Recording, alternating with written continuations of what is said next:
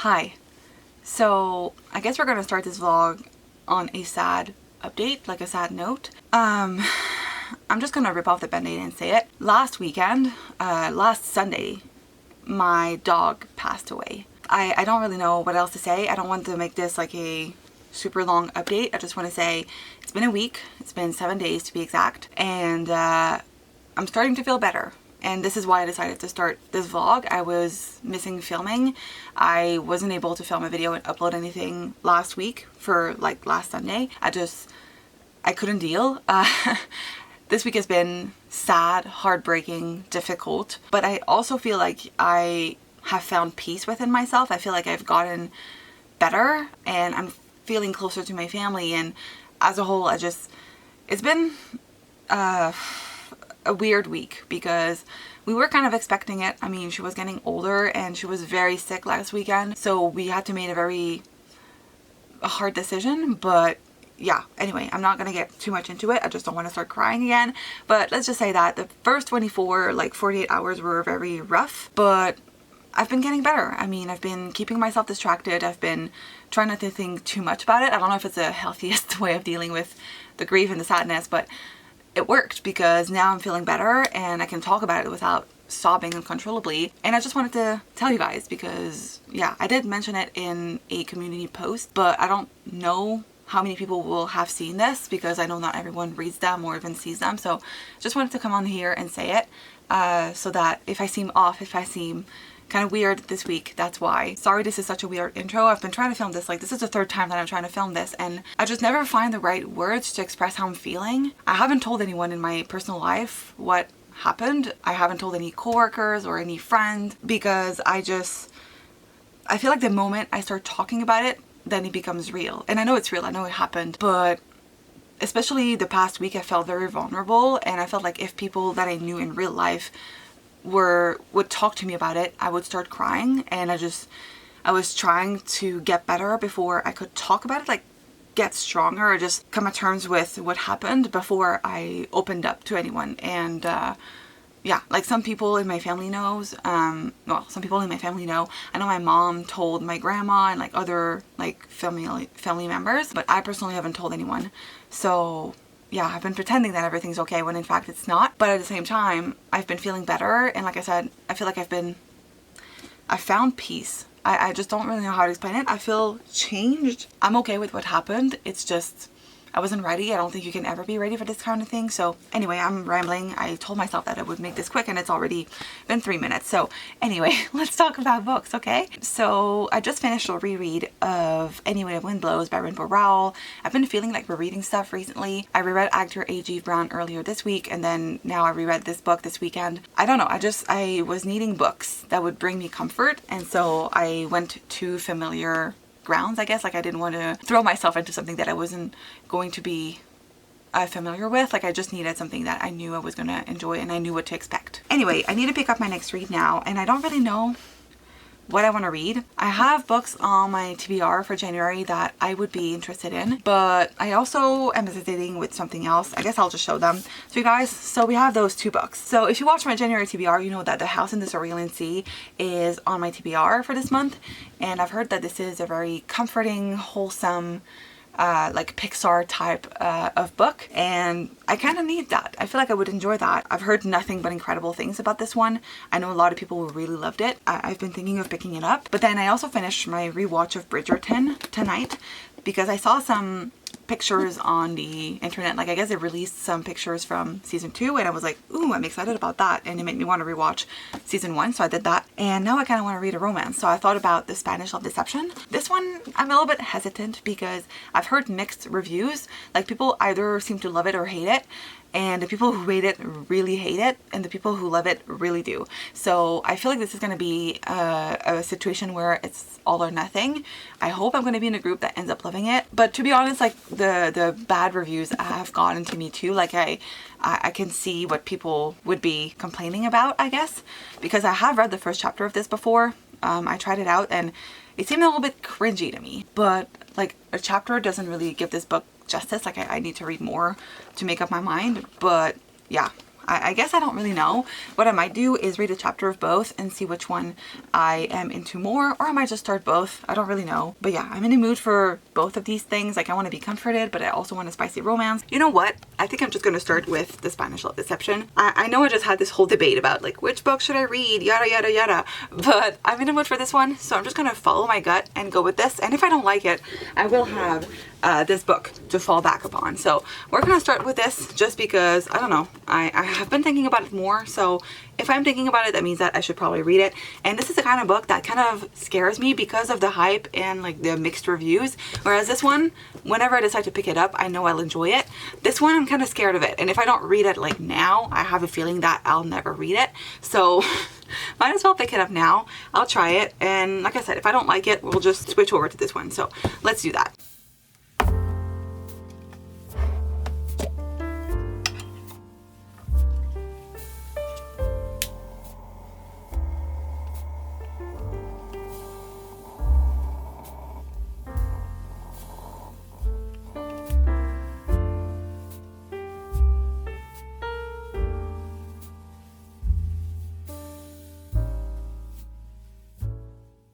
It's Monday, it's 4:30 p.m. I just got off work, and right now I'm about to get my puzzle on. I don't even know if that's a saying. Anyway, I'm about to continue this puzzle that I started. So if you didn't know, I'm a big puzzle gal. Everyone in my family enjoys doing puzzle. I think except for my mom maybe, who doesn't like it as much, but like my sister, my dad, and I, we're really into puzzles. And I got a couple for my birthday and for Christmas, and I hadn't gotten around to making all of them because like they're all 1,000-piece puzzles and they take quite a bit of time. And I don't know why, but this weekend I was feeling like starting a new puzzle. I just thought that this would be something relaxing that I could also focus my energy on. Like it allows me not to really think, like just decompress. For me, that's fun. So I thought I would do that. Normally to like close off my work day, I like to go on a walk, but it's kind of cold. And I don't even know if today's kind of colder than it was yesterday, because yesterday I did go on a walk, but I'm just not feeling like going outside today. So I thought I could do something different and work on my puzzle. Let me show you guys where I'm at, because I have made not that much progress, you'll see. So I started this on Saturday and this is where I'm at. Not very far. I've only like started the, I guess the contour, like the pieces that are around. And also I started a little bit of this. Let me show you guys what it actually looks like. You'll get a better idea. So this is a Lion King puzzle. I really like this line, the Ravensburger puzzles, 1,000-piece. The Disney ones I have probably like 6 or 7, maybe even more than that. Like I'm starting to have a real collection, but they're really cool. I really enjoy Disney related stuff, as you guys know, so this is really fun. I really love this one, but it's very difficult because, as you can tell, there's like a lot of browns and yellows and similar shades that just make it very difficult for me to do, I guess. As you can tell, it's one of the hardest ones that I've done so far, I'll be completely honest. All right, so let me settle you down and we'll do a little bit of a bookish update. Let me bring this up a little bit. I feel like we need that. I wanted to update you guys on my progress with The Spanish Love Deception, because I did start reading this one last night and I'm now on page 73. And okay, what can I say about this book? I'm not super far into it. Like, yes, I'm 75 pages in. This book is like nearly 500 pages, I think. And that's one of the things that I'm realizing as I'm reading, is that this book could have really benefited from being edited. This is a debut and it reads like it. Like, to me, it's kind of a cringe fest, to be honest. Like, the dialogue is super cringy. The plot lines are very obvious, like the tropes and everything. I see things coming a mile away and I'm like, it's fun. I am having a lot of fun reading it because I feel like it's almost like as if the book is making fun of itself, and I don't know if it's meant to be like that, but this is how I'm reading it. Like, I'm having fun with it because, yeah, it's something that I can see why people would enjoy, because the writing, it reminds me a lot of a fan fiction, and it's not like negative or anything like that. I think like it's kind of fast paced, and well, I say that, but not necessarily, but I just feel like I can understand why people would like this. But like I said, to me, it's kind of cringy. I feel like it's very corny. I don't really like the main character. I think we're way too into her head. Like, there's way too much internal dialogue that or monologue, I guess,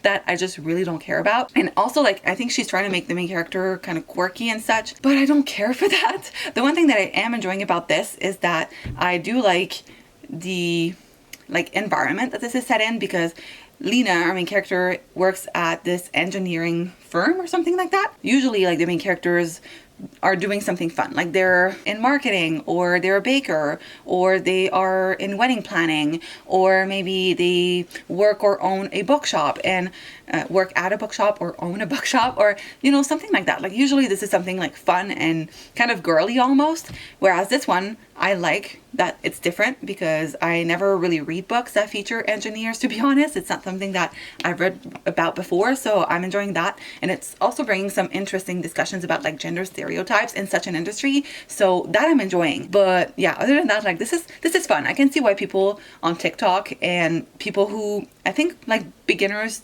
in the romance genre would enjoy this because of the writing and just, I don't know, to me, I can understand why people would like this. Like I see the appeal. It's just not something that to me is going to be a 5 stars.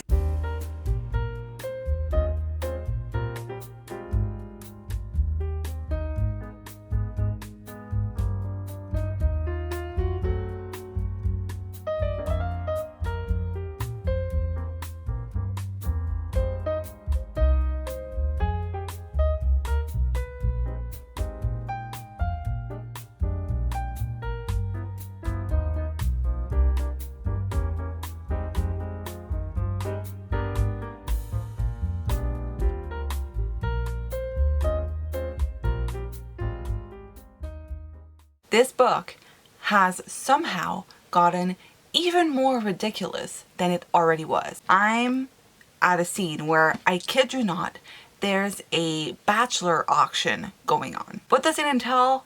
We're not too sure. We just know that our main character has to bid on the love interest.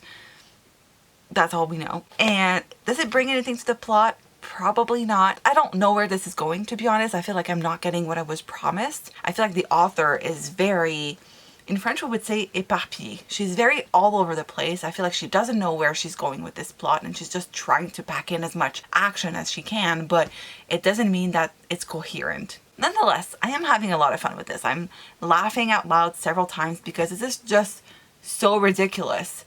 And yeah, I'm enjoying the ride. I mean, this is why I'm here. Anyway, it's getting late. It's about 8 p.m. Tomorrow morning, I told myself that I would go to the office. Well, at some point in the day, but I'm hoping to make it the morning.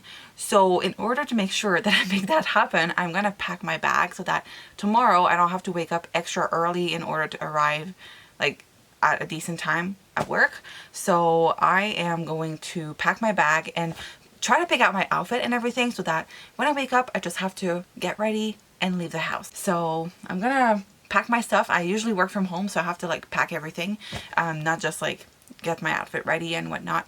I actually have to pack my work related tools, so my computer and everything. All right, so here we have my bag, which I got for my birthday and I'm obsessed with it. Anyway, in this little pocket here, we're going to put some like products. So I have my hand sanitizer, some lip balm, though I'm probably going to bring my Glossier birthdaybalm.com, but I tend to use that in the morning as well, so I'm probably going to put that in my purse after I've used it tomorrow morning. I also have my wallet and a second wallet with like other cards, but I always carry both. I have some face masks in my car, but I also had one in my bag, so I guess we'll keep it there. I'm gonna bring my beads. I got those for Christmas. They're super cute. Let me just share them. They're really pretty. Got them from my dad and I'm very happy about them. Though I haven't been using them as much working from home, but I thought that this would be great for the office because if there are other people there and if I need to wear headphones for like calls and whatnot, then I would have this. And also if I don't want to get distracted, this would be useful. My blue light glasses. Blue light glasses. I don't know why I said that weird. I have my keyboard, my mouse. I'll also need my laptop and my charger, but I'm currently charging my laptop, so I'll wait until that is done. I think that may be it because I will need a water bottle and probably some snacks, but I'll do that tomorrow morning. Honestly, I think we have everything. Hi, it's Tuesday. Today was a whirlwind. It's 5:15 p.m. I just got home from work and I went to the office today, so I feel like that's kind of why I'm a little bit all over the place right now. It's also very dark in my room, so I had to light my like big lamp over here, so apologies for the harsh lighting. But anyway, I just wanted to come on here. I wasn't supposed to, but I saw that I had a package that I did not order, so I'm guessing it's a gift from someone, and we're gonna unbox this together. All right, so I decided to change the lighting situation. I just lit my side table, like my night table lamp, so I feel like it's a little bit cozier than if I were to use the other lamp. Hopefully it's better, but let's open this. I don't know. No idea what's in there. Is there a note?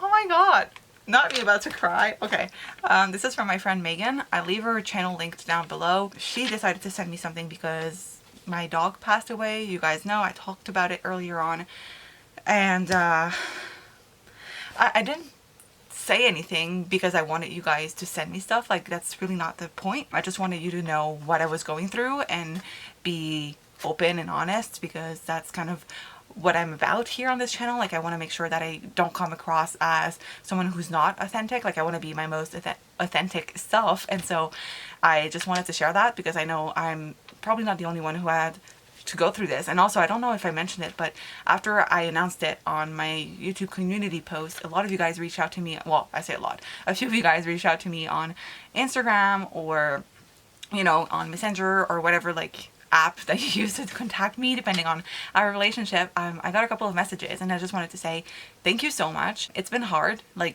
obviously I'm better, even though, like, I say that, and last night I had a little cry session because I was feeling lonely and I missed her. And okay, I'm not gonna get into it because I feel like I might start crying again. But yeah, I just wanted to say thank you so much. You didn't have to send me a book, because this is, I can tell that it's a book. I didn't say anything because I wanted to receive anything.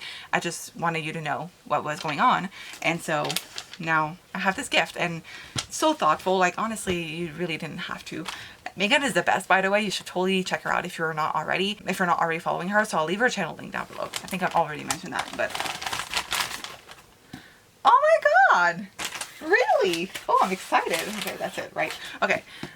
It's Keeper of the Lost Cities. I've heard so many people talk about this, and I think some of you guys have recommended this to me in the past. I'm excited. I've heard so many people talk about this. I feel like recently it kind of got hyped up again, so this is something that I've been wanting to check out. It's a middle grade series. There's quite a few books in that series, as I can see, but wow, I'm so excited because I've heard really great things about this series, and I have a feeling that it's one that I would really enjoy. So oh, I'm so excited. Thank you so much, Megan. Like I said, you really didn't have to send me anything, and oh, I'm feeling so great. Thank you so much.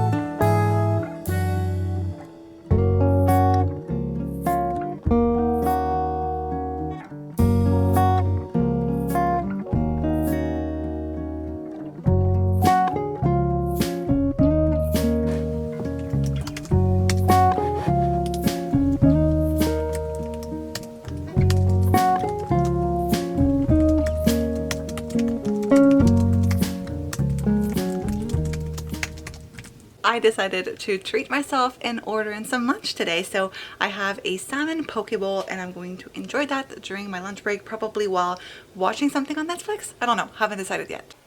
There's a drunk stuck in the slide. Sir, this is a children's slide. You're not allowed to sleep in here.